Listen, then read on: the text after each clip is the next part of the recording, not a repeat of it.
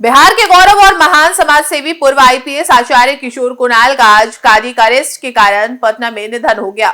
74 वर्ष की उम्र में अंतिम सांस लेने वाले आचार्य किशोर कुणाल के निधन से पूरे बिहार में शोक की लहर है।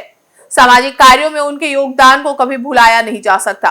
पटना के प्रसिद्ध महावीर मंदिर समिति के अध्यक्ष आचार्य किशोर कुणाल ने खास तौर पर सामाजिक समरसता के क्षेत्र में ऐसे कार्य किए जिनको शब्दों में बयान नहीं किया जा सकता है। संगत और पंगत के पुरोधा आचार्य किशोर का पूरा जीवन प्रेरणादायक है।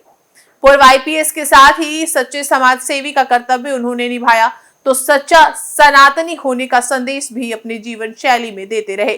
प्रशासन चलाने में जितने सख्त रहे उतने ही जात पात के भेदभाव के विरुद्ध जीवन भर आवाज बुलंद करते रहे।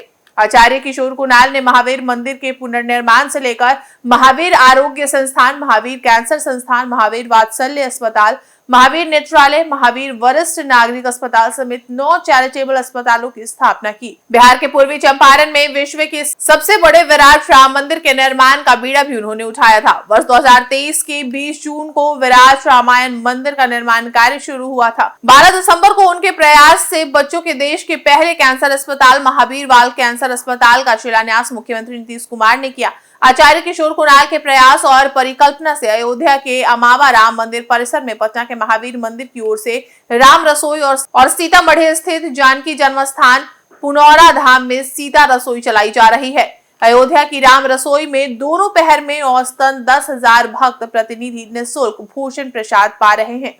उनके निधन पर बिहार के कई बड़े राजनेताओं समेत समाज के सभी वर्गों ने गहरा दुख व्यक्त किया है। आचार्य किशोर कुणाल जी का निधन बहुत ही दुखद खबर है बिहार के लिए, देश के लिए भी।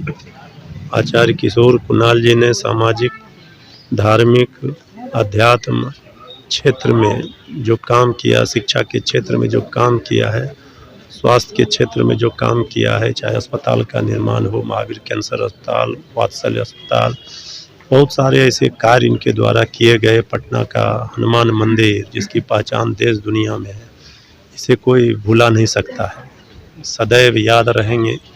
और आचार्य किशोर कुणाल जी पूर्व आईपीएस अधिकारी थे। वो पटना के सीनियर एसपी रहते हुए जो उन्होंने कर्तव्य निष्ठा के साथ ईमानदारी पूर्वक जो अपना कार्य किया था, उसको लोग आज भी याद कर रहे हैं। आचार्य किशोर कुणाल जी का देहांत हम सबों के लिए दुखदाई है और पुण्य क्षति है समाज के लिए।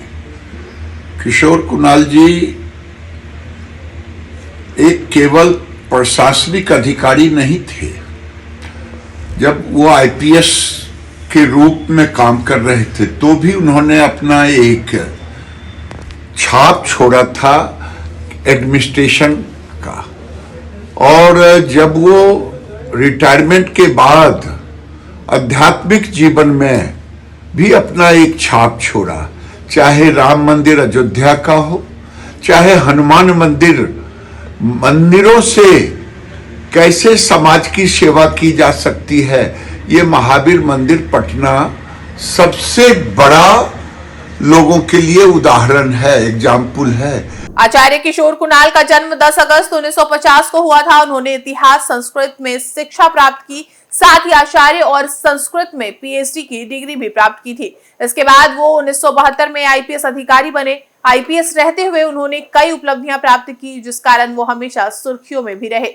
इसके बाद मई 2001 में उन्होंने स्वैच्छिक सेवानिवृत्ति ले ली थी। अगस्त 2001 से फरवरी 2004 तक केएसडी संस्कृत विश्वविद्यालय दरभंगा बिहार के कुलपति रहे। उसके बाद उन्होंने स्वेच्छा से पद त्याग दिया। बिहार राज्य धार्मिक न्यास बोर्ड में 23 मई 2006 को बोर्ड के प्रशासक बने और साल 2010 में इसके अध्यक्ष बने। उन्होंने बोर्ड के कामकाज में कई बदलाव किए और इससे जुड़े ट्रस्टों के कामकाज को सुव्यवस्थित किया। 10 मार्च 2016 को इस पद से इस्तीफा दे दिया।